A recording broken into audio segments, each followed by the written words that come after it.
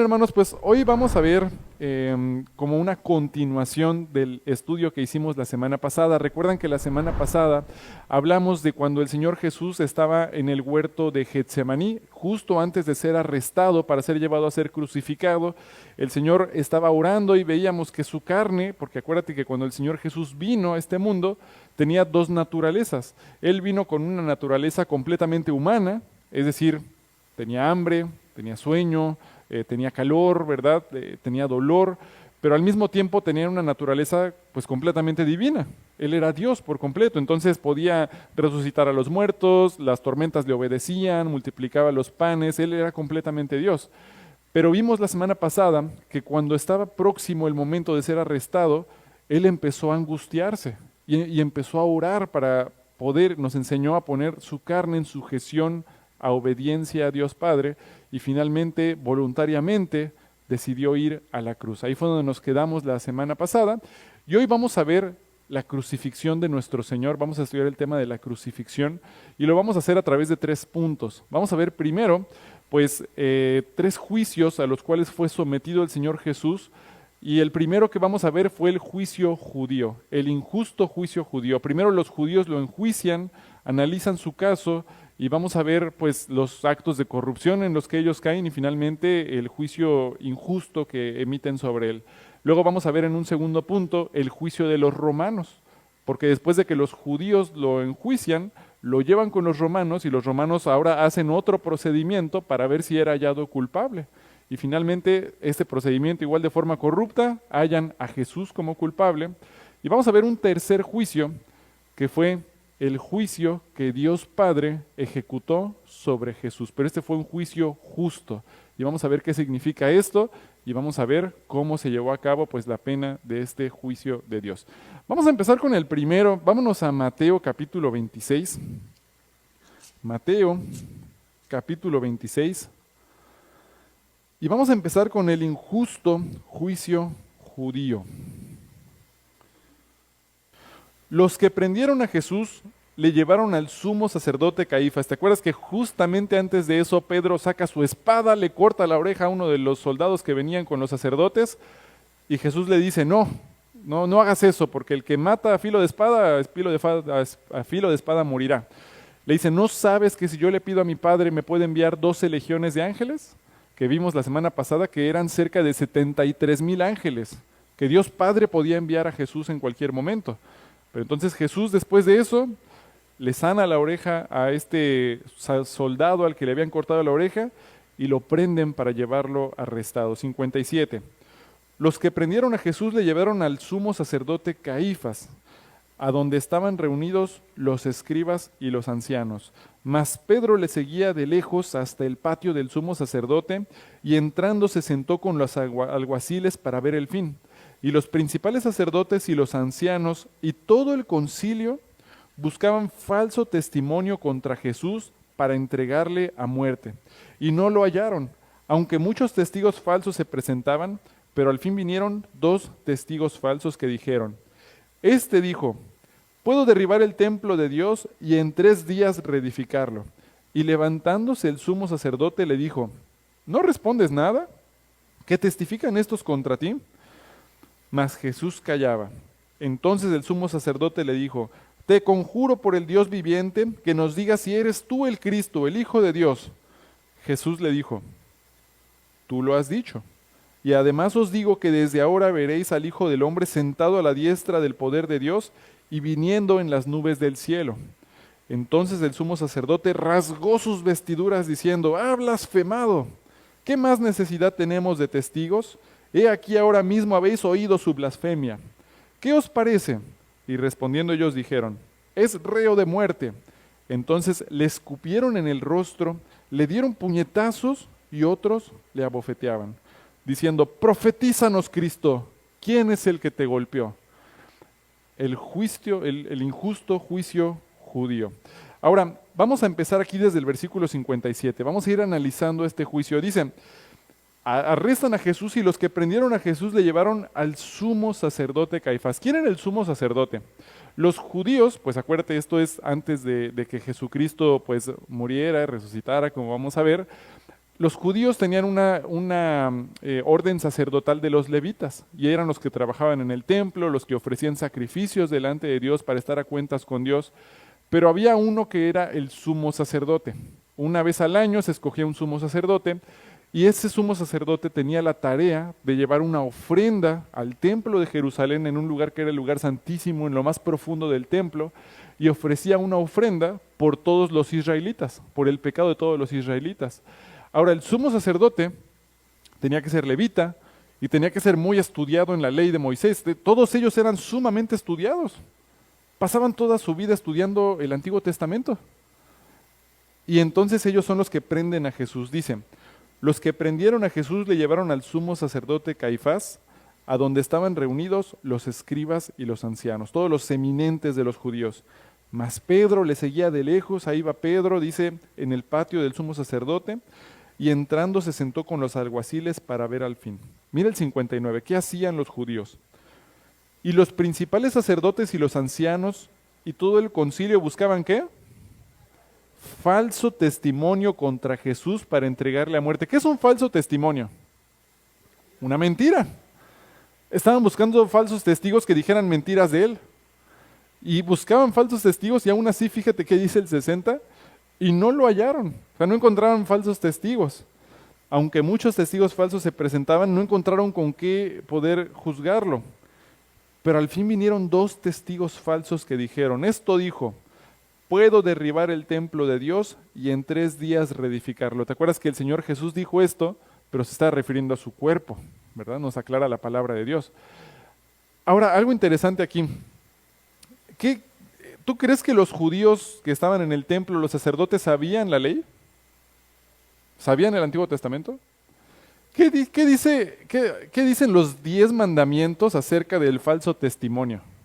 ¿Te acuerdas de alguno de los 10 mandamientos? Hay uno que dice, ¿verdad? No dirás falso testimonio, no dirás el nombre de Dios en vano, pero también nos dice, no dirás falso testimonio, no mentirás. Pero ahí efectivamente hablaba de que en un juicio no digas algo que es falso. Uno de los 10 mandamientos, el sumo sacerdote, el concilio y todos los que estaban ahí reunidos, no les importó ese mandamiento. ¿Te das cuenta? Ellos sabían que era mentira, pero no les importó decir un falso testimonio. ¿Por qué? Porque ellos estaban cegados por su ira, por su orgullo, y por su ira y por su orgullo no les importaba ofender a Dios. Decían, pues ¿cuánto más que hay un falso testimonio? ¿Cuánto más? Una mentira. Pero por esa ira, por ese enojo, no se daban cuenta que ellos mismos estaban injustamente ofendiendo a Dios. Buscaban un falso testimonio directamente en contra de uno de los 10 mandamientos de nuestro Señor. La ira y nuestro orgullo nos pueden cegar para que no reconozcamos nuestras faltas. Nos enojamos. Ahora, ¿cómo reaccionamos cuando alguien nos exhorta? Cuando alguien nos dice algo que tenemos que cambiar, ¿verdad? ¿Somos dispuestos para escuchar o nos enojamos? Sí, discúlpame, entiendo lo que me estás diciendo, sí es mi culpa, mira, tengo que cambiar esto. O decimos, no, porque nos enojamos. Los judíos prefirieron crucificar a Jesucristo antes que reconocer que Jesús era el Mesías. Prefirieron ofender uno de los 10 mandamientos y ir en contra de todo lo que ellos sabían de la ley, cegados por su ira y por su enojo. ¿Cómo respondemos cuando Dios nos exhorta? ¿Me arrepiento, acepto mi culpa o lo niego y le echo la culpa a alguien más? Porque los judíos decían, Él es pecador. Él no es quien dice que es. Y algo muy impactante es lo que dice el versículo 62. ¿Qué hacía Jesús durante todo este tiempo? Dice el 62. Y levantándose el sumo sacerdote le dijo, ¿y no respondes nada? ¿Qué testifican todos estos contra ti? ¿Qué hacía Jesús durante todo ese tiempo? Nada. Mira, ¿puedes poner en la pantalla, por favor, Isaías 53:6? Acá vamos a ver en la pantalla para no pasar tanto tiempo. Dice, todos nosotros nos descarriamos como ovejas, cada cual se apartó por su camino, mas Jehová cargó en él el pecado de todos nosotros. Siguiente versículo. Angustiado él y afligido, no abrió su boca, como cordero fue llevado al matadero, y como oveja delante de sus trasquiladores, enmudeció y no abrió su boca. ¿Cómo reaccionamos nosotros? Imagínate que tú estás sentado con alguien que está hablando mal de ti, pero puras mentiras. Y es que hizo Eric, hizo esto, y vi que hizo esta otra cosa, y esto, y puras mentiras. ¿Tú qué harías? No, ahorita me va a conocer, ¿verdad? Y no, le voy a responder y le voy a decir, y tú no sabes nada. Es lo que quiere hacer nuestra carne. Pero vimos la semana pasada que el Señor Jesús nos enseñó que la carne es un buen siervo, pero no es un buen amo. Entonces Jesús sujeta su carne en obediencia a Dios y sella sus labios. ¿Por qué? Ahora él sabía que todo lo que estaban diciendo él era mentira, pero él ya sabía que voluntariamente estaba decidiendo ir a la muerte, a la cruz. Cualquier cosa que Jesús hubiera dicho hubiera sido palabra de Dios, ¿verdad?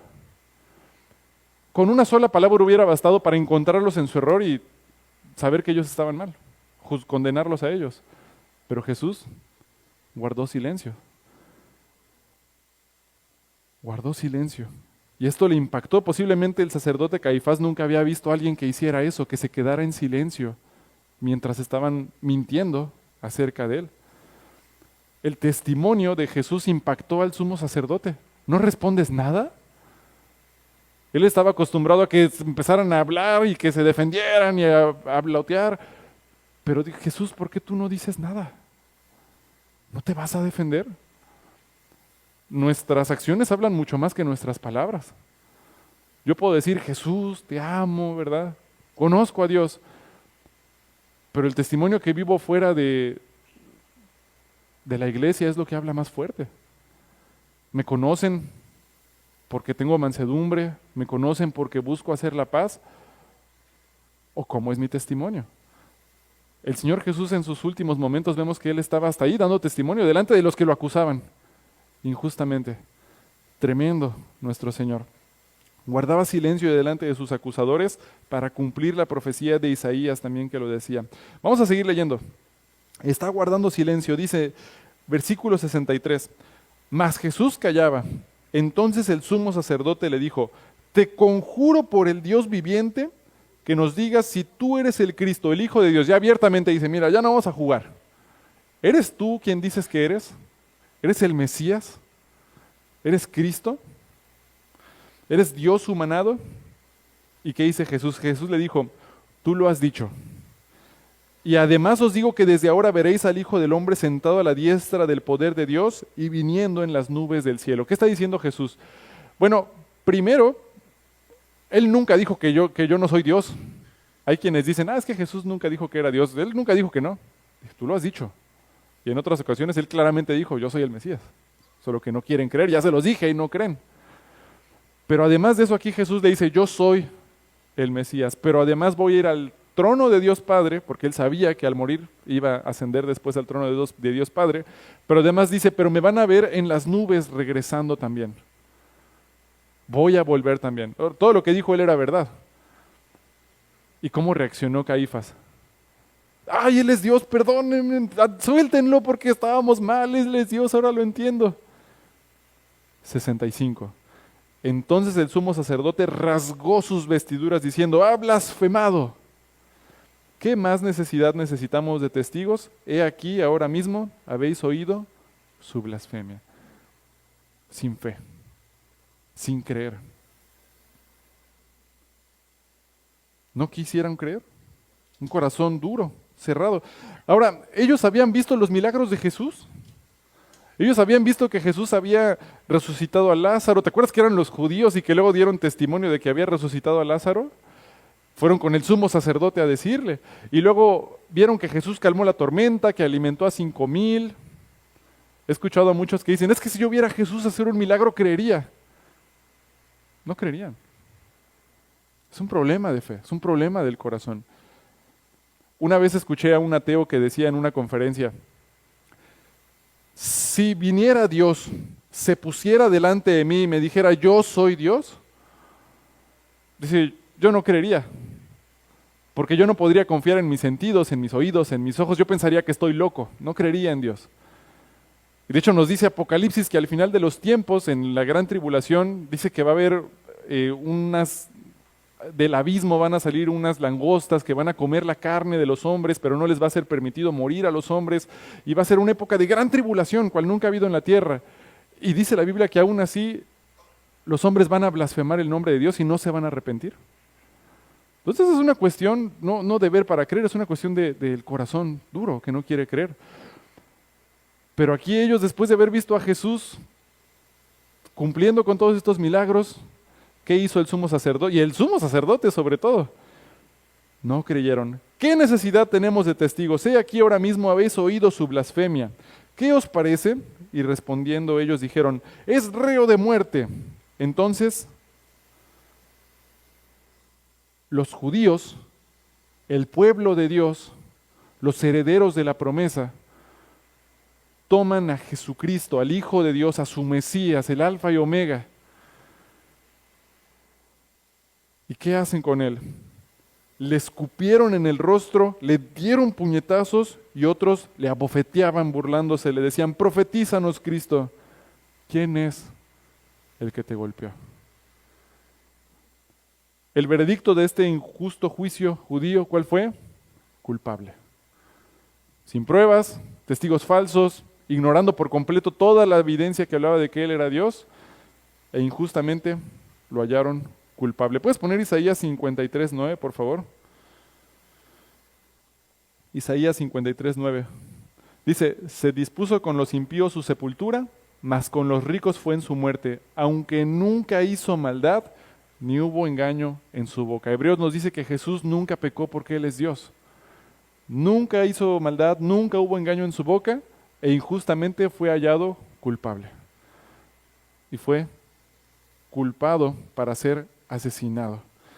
Eran asesinos. ¿Te acuerdas qué le dijo Jesús cuando estaba hablando con los fariseos? Ustedes son de vuestro padre, el diablo, ¿verdad? Y los deseos de vuestro padre queréis hacer. Él ha sido homicida desde el principio y ustedes me quieren matar. Y ahí el sumo sacerdote, el concilio, quienes debían de conocer mejor el Antiguo Testamento, llenos de falta de fe, deciden condenarlo para ser asesinado.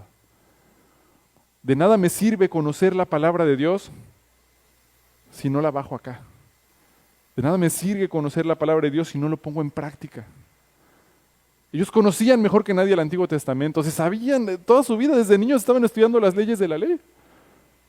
Pero si no lo vivo, no sirve de nada. ¿Qué dice el Señor Jesús? Si me amáis, conoced mis mandamientos, ¿verdad? ¿Qué dice? Si me amáis, guardar mis mandamientos. Digo, hay que conocer los mandamientos de Dios, si no, pues ¿cómo los vas a guardar? Pero eso no es lo importante, dice el Señor, lo importante es ponerlos en práctica. Los fariseos lo sabían, los conocían, pero no vivían lo que conocían del Señor. ¿Cómo está mi testimonio? Vivo como fariseo, conociendo mucho de la palabra, pero no tengo amor por mis hermanos, no perdono a mis hermanos, no perdono en el trabajo, hablo mal con unos con otros, discutiendo. ¿O cuál es mi testimonio? Porque los fariseos conocían de la palabra de Dios, pero no lo ponían en práctica, y conociendo la palabra de Dios decidieron crucificar a Jesús. Ahora, vamos a ver Mateo 20, si puedes poner en la pantalla Mateo 21:42, es un poquitito atrás ahí donde estamos, pero mira qué interesante, ¿qué dice este versículo? Jesús les dijo, ¿nunca leísteis las Escrituras? La piedra que desecharon los edificadores ha venido a ser cabeza del ángulo. El Señor ha hecho esto y es cosa maravillosa a nuestros ojos. Cuando habla de los edificadores, ¿quién crees que eran los edificadores? Los israelitas. ¿Y quién era la piedra del ángulo? Era Jesús. Quienes debían de anunciar al mundo acerca de Jesús, cuando llegó, no creyeron en él y lo condenaron a muerte. El injusto juicio judío. Ahora, vámonos a Mateo 27 otra vez. Ahora vamos a ver el segundo juicio. Ya vimos el injusto juicio judío. Los judíos prefieren, antes de arrepentirse, antes de reconocer su maldad, prefieren mentir, negar, ofender a Dios, no cumpliendo con los mandamientos, y juzgar injustamente al Señor Jesús. ¿Cómo le fue a los romanos? Vamos a ver. Mateo 27:1 dice, venida la mañana, todos los principales sacerdotes y los ancianos del pueblo entraron en consejo contra Jesús para entregarle a muerte, que es lo que acabamos de leer. Y le llevaron atado y le entregaron a Poncio Pilato, el gobernador. Entonces ya decidieron, pues sí, que lo iban a matar los judíos, pero como el área de Israel estaba bajo el gobierno romano, los judíos no podían matarlo, no podían ejecutar la sentencia. Entonces lo llevan amarrado a la autoridad, o sea, los romanos, para que ahora sean ellos quienes traten con él. Entonces dice, le llevaron atado y le entregaron a Poncio Pilato, el gobernador.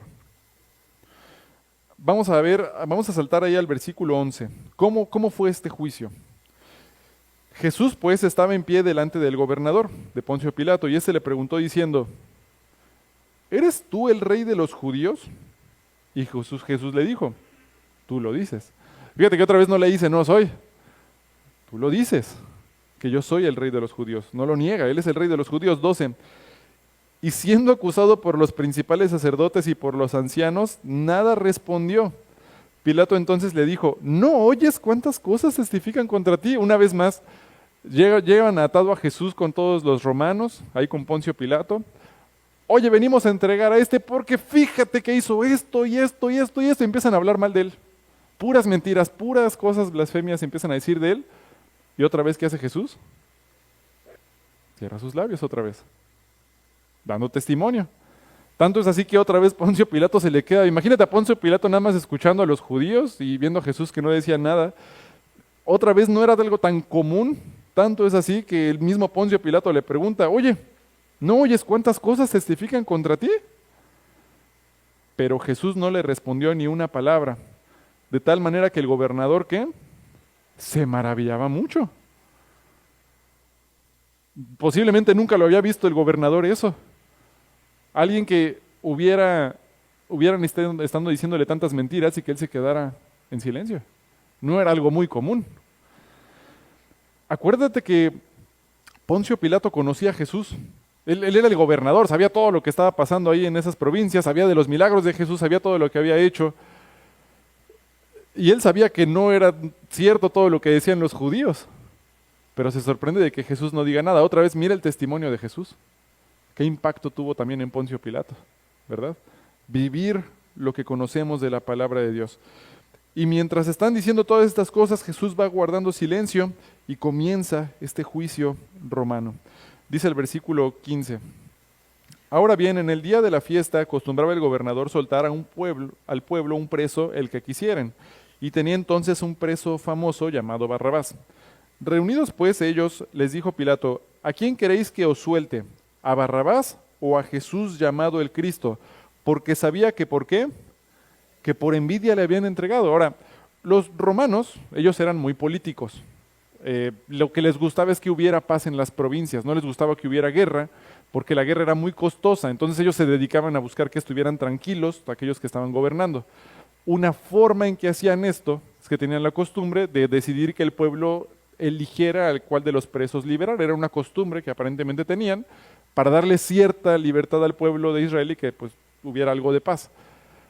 Ahora, algo interesante es que es Poncio Pilato el que escoge a Barrabás, porque ellos le llevan a Jesús y él decide entregarles a Barrabás o a Jesús. ¿Por qué? Dice la Biblia que él ya sabía que le estaban entregando por envidia. Poncio Pilato sabía que lo que decían de Jesús era mentira, que solo estaban ahí por envidia, que no había sido de verdad un criminal. Pero a Poncio Pilato le constaba que Barrabás sí era un asesino. Y todos sabían que él era un asesino. Entonces Poncio Pilato los pone a ver qué van a hacer los judíos. ¿Van a preferir que les libere al que los estaba asesinando, a Barrabás? ¿O que les libere a Jesús, que no hizo nada? Era una prueba, a ver qué van a hacer. Y mira qué impacto causa en Poncio Pilato lo que respondieron los judíos. Vamos a seguir leyendo. 19. Y estando él sentado en el tribunal, su mujer le mandó decir, no tengas nada que ver con ese justo, porque hoy ha padecido mucho en sueños por causa de él. Pero los principales sacerdotes y los ancianos, ¿quiénes? Los sacerdotes y los ancianos, los que conocían la ley de Dios, ¿verdad? Persuadieron a la multitud que pidiese a Barrabás y que Jesús fuese muerto. Fíjate qué interesante. La esposa de Poncio Pilato, que era una gentil incrédula, tenía más sensibilidad de escuchar lo que Dios estaba diciéndole que los sacerdotes y los escribas judíos. Porque ella dijo, no tengas nada que ver con esta inocente. Ella sabía también que no había hecho nada de eso. ¿Y quiénes fueron los que dijeron, entréganos a Barrabás y que crucifiquen a Jesús? Los sacerdotes y los escribas. Conocían mucho de la palabra de Dios, pero no aplicaban nada. Dicen, pero los principales sacerdotes y los ancianos persuadieron a la multitud que pidiese a Barrabás y que Jesús fuese muerto. Y respondiendo el gobernador les dijo, ¿a cuál de los dos queréis que os suelte? No le quedaba muy claro. Y ellos dijeron, a Barrabás. Ahora, todavía no le habían dado condena a Jesús. Podían azotarlo y luego liberarlo. Podían meterlo en un calabozo, como a Pablo, y luego liberarlo. Había pues otras condenas que podían hacer. Y entonces les pregunta Poncio Pilato, ¿qué pues haré de Jesús llamado el Cristo? Todos le dijeron, sea crucificado. Ahora, la crucifixión era una pena capital, era una forma en que los romanos castigaban a los más violentos y sanguinarios de los criminales. No era algo muy común que crucificaran a las personas, nada más porque sí, en esa época. Era algo que estaba reservado para los más sanguinarios de todos. Ahora, ¿tú crees que Poncio Pilato había visto algunos asesinatos en su vida? Lo más seguro es que sí, los romanos son reconocidos por ser muy sanguinarios. Pero aún así, fíjate que Poncio Pilato se sorprende. Oye, espérate, ¿cómo le van a hacer eso a este hombre? Fíjate, vamos a seguir leyendo. 23. Y el gobernador les dijo, pues qué mal ha hecho. Pero ellos gritaban aún más diciendo, sea crucificado, y con el puño cerrado, gritando y diciendo, crucifíquenlo. Algo terrible que hasta Poncio Pilato se espantó. Viendo Pilato que nada adelantaba, sino que se hacía más alboroto, tomó agua, se lavó las manos delante del pueblo, diciendo, inocente soy de la sangre de ¿qué? De este justo, allá vosotros. Él sabía, este es inocente, lo que están diciendo de él es mentira. Se lavó las manos, simbólicamente. ¿Y qué dijo el pueblo de Israel? Tremendo, versículo 25. Y respondió todo el pueblo, dijo, su sangre sea sobre nosotros y sobre nuestros hijos. Entonces le soltó a Barrabás y habiendo azotado a Jesús, lo entregó para ser crucificado. ¿Cuál fue el resultado del juicio? Jesús fue hallado culpable. ¿Fue un justo juicio? Fue un juicio político. ¿Sabes qué? Mira, hay mucha muchedumbre para poner felices a todos estos judíos que están alborotados. Dale pues, llévense a este justo que yo no encontré ninguna falta en él, pero para que esté calmada la gente, ándenles pues, crucifiquen a Jesús. Es lo que hizo Poncio Pilato. No fue un justo juicio, fue el juicio del hombre. Y sin embargo fue condenado para ser asesinado. Tremendo. Dice aquí este pasaje, respondiendo todo el pueblo, dijo, su sangre sea sobre nosotros y sobre nuestros hijos. Después de eso, unos años después, empieza una diáspora en Israel donde son esparcidos por todos los países de la tierra los judíos y 2000 años más tarde apenas están regresando a su nación y todavía están en guerra que no termina. Tremendo lo que hicieron. Vamos a ver el tercer juicio. Ya vimos el injusto juicio del pueblo de Dios de los israelitas, el injusto juicio de los romanos que nada más querían calmar a la muchedumbre. Ahora vamos a ver cómo Dios juzga a Jesucristo, cómo fue el juicio de Dios Padre sobre Jesucristo, el tercer juicio. ¿Puedes poner Isaías 53:6 en la pantalla, por favor? Isaías 53:6. Dice, todos nosotros nos descarriamos como ovejas, cada cual se apartó por su camino, mas Jehová cargó en él el pecado de todos nosotros. ¿Quién decidió cargar los pecados de todos en Jesús? ¿Quién decidió que Jesús muriera? ¿Los judíos, los romanos o Jehová? Fue Jehová. Fue la decisión de Dios que el pecado de todos nosotros fuera sobre Jesús. ¿Puedes poner a Isaías 53:10, por favor?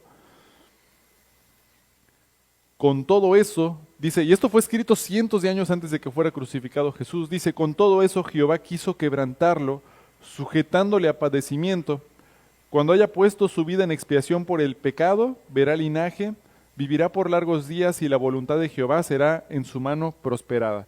Entonces fue Jehová quien quiso poner toda su ira, el pecado del hombre, sobre Jesús. Quiso quebrantarlo para traer salvación a su creación. Aún así, ¿qué nos dice la Biblia acerca de Jesús? ¿Puedes poner en la pantalla 2 Corintios 5:21? 2 Corintios 5:21. Al que no conoció pecado, ¿Jesús cometió un pecado alguna vez? Nos dice Hebreos que no. Él fue tentado en todo como nosotros, pero sin pecado. Dice, al que no conoció pecado a Jesús, por nosotros lo hizo pecado, para que nosotros fuésemos hechos justicia de Dios en él.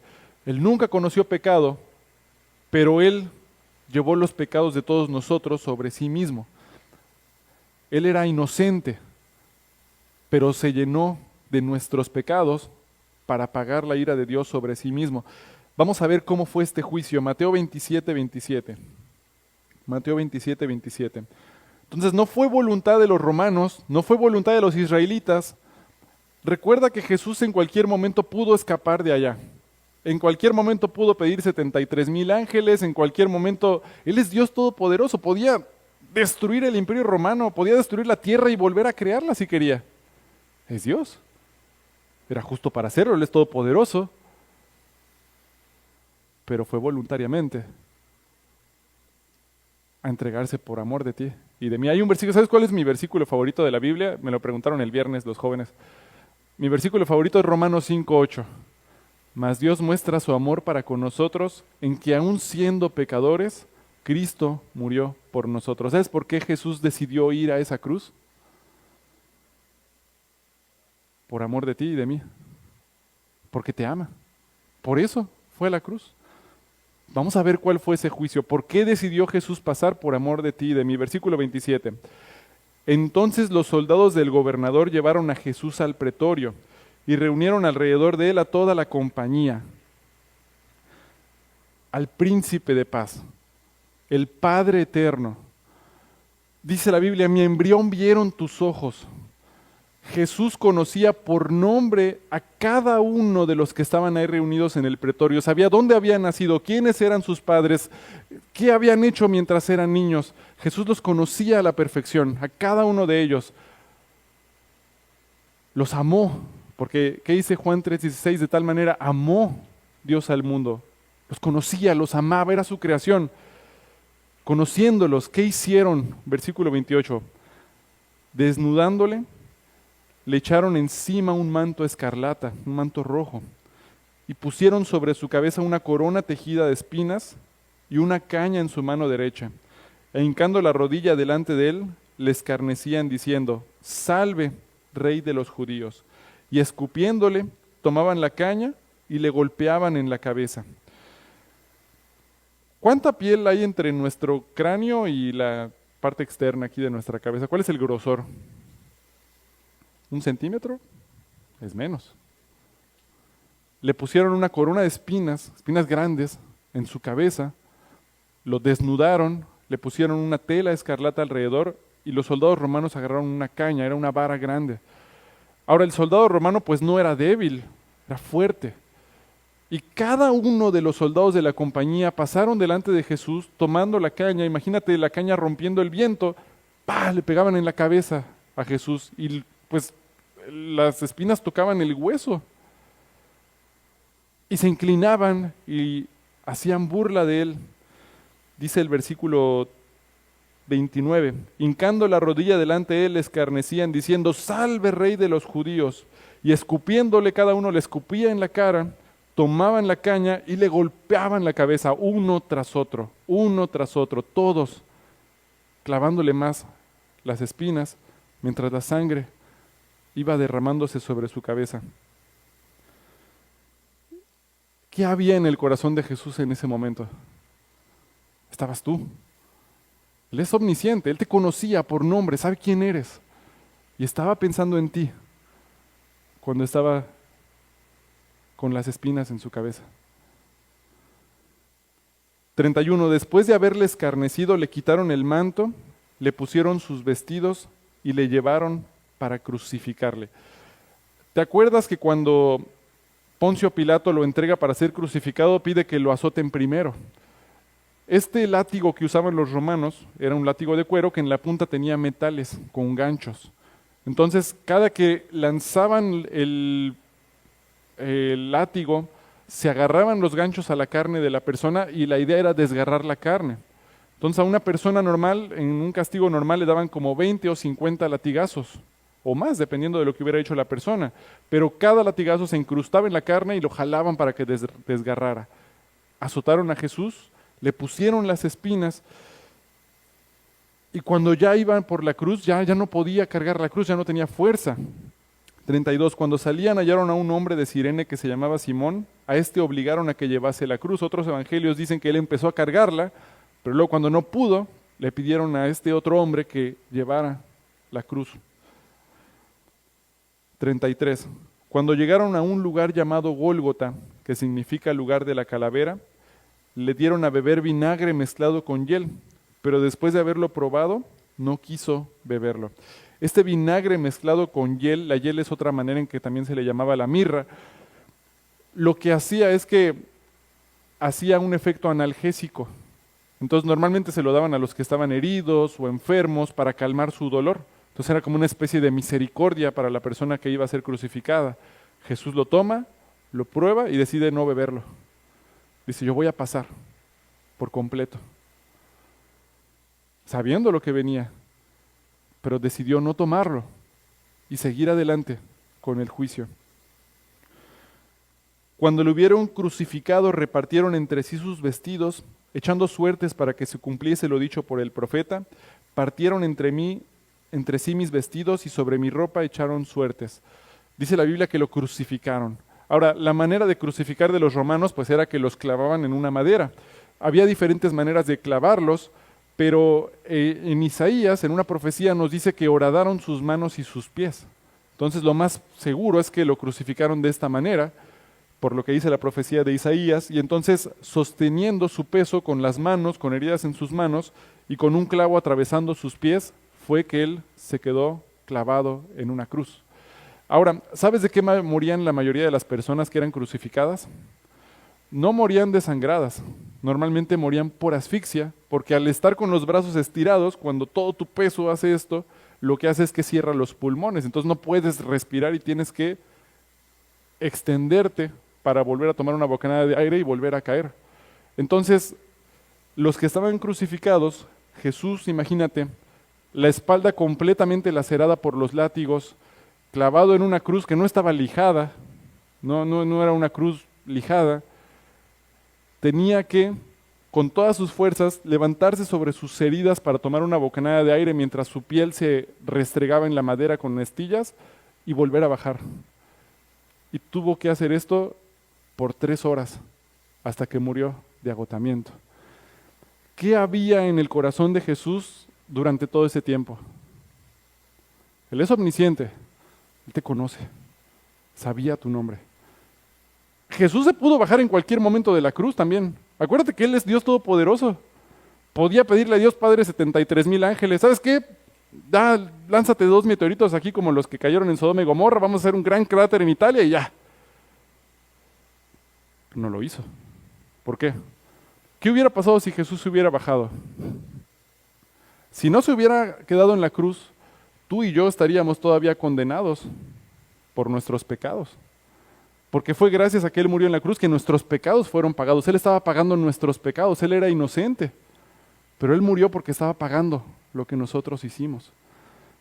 Conocía tu nombre, Él sabe quién eres tú y por ti decidió quedarse ahí. Lo desnudaron, repartieron entre sí sus vestidos para cumplir la profecía. 36. Y sentados le guardaban allí, pusieron sobre su cabeza su causa escrita: este es Jesús, el Rey de los judíos. Entonces crucificaron con él a 2 ladrones, a uno a la derecha y otro a la izquierda. Y los que pasaban le injuriaban, meneando la cabeza y diciendo: tú que derribas el templo y en 3 días lo reedificas, sálvate a ti mismo si eres hijo de Dios, desciende de la cruz. Fíjate, Satanás tentándole. En ese momento de agonía, bájate de la cruz. Si eres hijo de Dios. ¿Te acuerdas cuando lo tentaban los 40 días? Si eres hijo de Dios, bájate. Se podía bajar en cualquier momento, pero por amor a ti y a mí se quedó. Versículo 41. De esta manera también los principales sacerdotes, escarneciéndole con los escribas y los fariseos y los ancianos, los judíos delante de él, le decían: a otro salvó, a sí mismo no se puede salvar. Si es el rey de Israel, descienda ahora de la cruz y creeremos en él. No iban a creer en él. No iban a creer. Ellos habían visto con sus propios ojos los milagros, habían visto a Lázaro resucitado y lo quisieron volver a matar. Ellos habían visto las tormentas calmadas, habían visto la multiplicación de los panes. No iban a creer. Aunque lo vieran, no iban a creer. Es una decisión voluntaria el creer. Dios no obliga a nadie a creer. Él nos muestra que nos ama. Él murió por todos en la cruz. ¿Puedes poner Juan 3:16 en la pantalla, por favor? Pues lo conocemos todos, ¿verdad? Vamos a decirlo todos juntos. Juan 3:16. Dice, ahorita que aparezca. Ahí está. Dice, porque de tal manera amó Dios al mundo, que ha dado a su Hijo unigénito, para que todo aquel que en Él cree no se pierda, mas tenga vida eterna. Cristo murió por cada persona que existe, porque dice, de tal manera amó Dios al mundo, a todos. Pero Él no va a obligar a nadie en creer en Él. Cada quien tiene que tomar su decisión. Los pecados de todos nosotros fueron en ese momento sobre Jesús, y el Padre estaba juzgando no lo que había hecho Jesús, sino lo que hicimos nosotros. Por eso Él tomó nuestro lugar. Por eso estaba padeciendo en la cruz. Mira, vamos a seguir leyendo. Versículo 43, decían los fariseos: confío en Dios, líbrele ahora si le quiere, porque ha dicho, soy hijo de Dios. Satanás allá. Lo mismo le injuriaban también los ladrones que estaban crucificados con Él. Y desde la hora sexta hubo tinieblas sobre toda la tierra, hasta la hora, ¿qué? Novena. ¿Cuánto tiempo fue? 3 horas que estuvo Jesús colgado, estirándose con todas sus fuerzas para tomar una bocanada de aire y volver a caer sobre sus heridas. Por 3 horas estuvo sosteniéndose así. Cerca de la hora novena, Jesús clamó a gran voz diciendo, Elí, Elí, lama sabactaní. Esto es, Dios mío, ¿por qué me has desamparado? ¿Puedes poner Salmos 22:1 en la pantalla? Salmos 22:1, escrito miles de años antes. Dios mío, ¿por qué me has desamparado? ¿Por qué estás tan lejos de mi salvación y de las palabras de mi clamor? En ese momento, todo nuestro pecado, toda la justa ira de Dios fue sobre Cristo. En ese momento, fue cuando se pagó lo que todos nosotros hicimos. Y entonces el Señor Jesús, más allá del dolor, más allá de lo que estaba padeciendo físicamente, en ese momento, el Padre lleva toda su ira sobre Él. Entonces no era que Dios lo había abandonado, era que estaba echando toda la ira de nuestros pecados sobre Él. Porque dice la Biblia, Él llevó nuestra transgresión, por su llaga fuimos nosotros curados. Ese es el momento en que esa herida cayó sobre Él.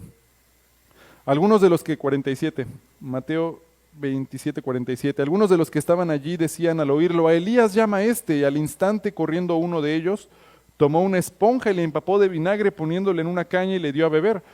Ahora esto era una muestra de misericordia. Acuérdate, el vinagre causaba que pues se calmara un poquito el dolor, y le decían los otros, deja, veamos si viene Elías a librarle. Mas Jesús, habiendo otra vez clamado a gran voz, entregó el Espíritu. Finalmente el Señor Jesús muere. He aquí el velo del templo se rasgó en dos de arriba abajo, y la tierra tembló y las rocas se partieron. Dice la Biblia que en Jerusalén había un templo, estaba el templo de Dios, y hay un lugar que es el lugar santísimo, donde entraba una vez el sumo sacerdote, una vez al año, como el Caifás, ¿te acuerdas?, para ofrecer esta ofrenda por todo Israel.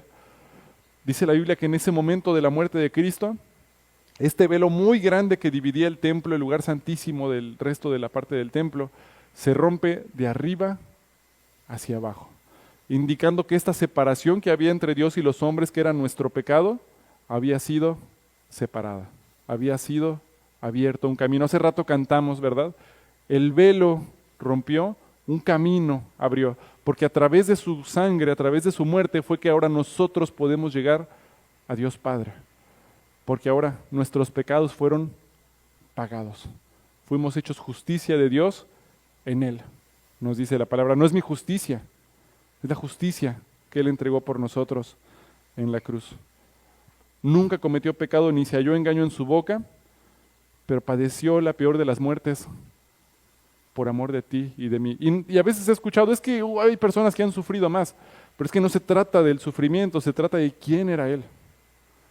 El Dios eterno, el príncipe de paz, que te ama como nadie te ha amado en este mundo, que te conoce desde el día que naciste, desde que tu embrión vieron sus ojos, de acuerdo con Salmos, hasta el día de tu muerte, entregó su vida por ti. Cada persona de este mundo, Cristo la conoce y se quedó en esa cruz hasta el último instante por amor. ¿Dios te ama? Él no va a obligar a nadie a conocerlo. El regalo es ese, que Él pague tus pecados. El regalo es que tú aceptes lo que Cristo hizo por ti. Dice Juan 1:12, mas a todos los que le recibieron, a los que creen en su nombre, les dio potestad de ser hechos hijos de Dios. Es una decisión que cada quien ejerce. Dios no va a obligar a nadie, pero Él hizo el regalo y pagó el pecado de todos, pero cada quien tiene que decidir si lo acepta voluntariamente, el regalo que Él hizo en la cruz, el sacrificio que hizo en la cruz, o si decides tú pagarlo en el infierno, porque eso dice la palabra también. Hay un lago que arde con fuego y azufre donde vamos a ir, o van a ir todos los que no hayan aceptado a Cristo como su Señor y su Salvador. Dios te ama, como nadie te ha amado. Satanás, dice la Biblia, cega el entendimiento del mundo para que no resplandezca la luz de Cristo, para que no vean amor, no vean el amor de Dios. Dios te ama. Ahora la pregunta es, ¿amamos a Dios nosotros? Si me amáis, guardad mis mandamientos. ¿Cómo le estoy devolviendo el amor a Dios? Si Él estuvo dispuesto a morir de esa forma en la cruz por amor a ti, que fue lo que tenía en sus pensamientos, ¿cómo le podemos mostrar que le amamos? Si Él estuvo dispuesto a entregar su vida por nosotros, ¿cómo le estamos pagando? ¿Estoy teniendo amor por mi prójimo? Discutiendo unos con otros, hablando mal unos del otro, chismeando, atacando, no perdonando, ofendiéndonos, cuando Cristo estaba crucificado por 3 horas, desangrándose hasta morir. Pero nosotros ponemos el enfoque en nosotros mismos. Fija tus ojos en Cristo, síguelo a Él. Él te ama como nadie te ha amado. Y así como Él nos amó, hay que amarnos unos a otros. Amén. Amén. ¿Cómo estamos amando a Dios? La próxima semana, pues ya se nos acabó el tiempo, pero la próxima semana vamos a ver que Cristo después de la cruz, lo quitan de la cruz, va a una tumba, pero no se queda en la tumba. Vamos a ver 3 días después qué sucede con Jesús, qué es el acontecimiento, qué testigos hay que nos dice la Biblia de la resurrección de nuestro Señor. Eso lo vamos a ver la próxima semana, pero vamos a terminar, hermanos, pues cerrando nuestros ojos, vamos a orar y vamos a darle gracias a Dios por ese gran amor que nos mostró en la cruz del Calvario. Vamos a orar. Padre, muchas gracias te damos por el gran amor que mostraste por nosotros en la cruz, Señor. Perdónanos, Padre, porque nosotros muchas veces te fallamos, Señor. Nosotros no te amamos, Señor, como tú lo hiciste, Señor. Gracias porque dice tu palabra que tú nos amaste primero, Señor. Ayúdanos a nosotros ahora a devolver una parte de ese gran amor que nos mostraste a través de la obediencia, Señor. Muéstranos qué necesitamos cambiar, cómo podemos mejorar nuestro testimonio, Señor, para mostrarte que te amamos. Señor bendito, te pido que también nos ayudes a compartir este mensaje de salvación con aquellos que no te conocen, Padre. Ayúdanos a compartir este mensaje de amor para que otros también te puedan conocer, Señor, y también puedan tener un lugar contigo en la vida eterna, Señor. Gracias por habernos salvado. Ayúdanos a valorar y reconocer el gran amor que mostraste por nosotros en la cruz, Señor. Gracias, Padre. Gracias. Te pedimos esto en el nombre de Cristo Jesús, nuestro Señor y Salvador. Amén.